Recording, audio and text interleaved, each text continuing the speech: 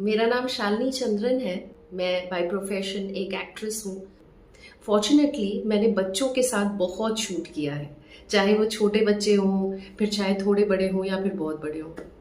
तो अभी रिसेंटली भी मैंने जो शो किया उसमें I was playing a mother, and believe me, दिल से मुझे बहुत खुशी होती है जब मैं एक मदर का रोल प्ले करती हूँ, क्योंकि एक mother is symbolic of strength, nurturance, care, and she is essentially शक्ति, राइट।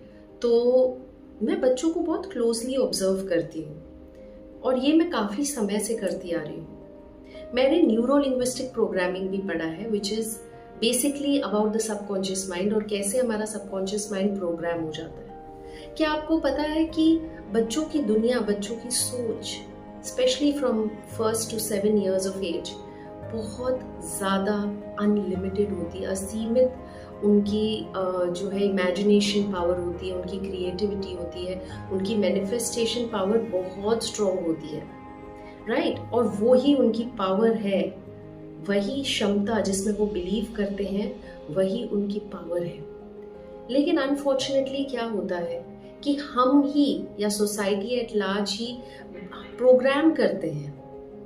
वो बोलते हैं ना that the village influences the child and then the child influences the village, यानी कि हमारा अफेक्ट एक दूसरे पर हो रहा है।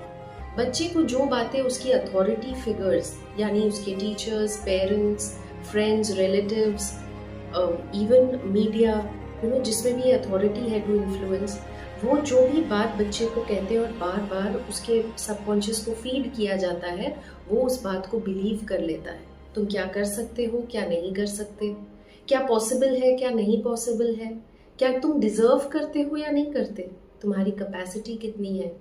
हम अपनी ही बातों से उस बच्चे के बिलीव सिस्टम को फॉर्म कर रहे हैं, और उसका बिलीव सिस्टम एक टाइम पर इतना स्ट्रॉन्ग हो जाता है क्योंकि हम जो बिलीव करते हैं वही हम देखते हैं। जैसे कहते हैं ना, you see what you believe, but opposite is also true, if you believe it you will see it.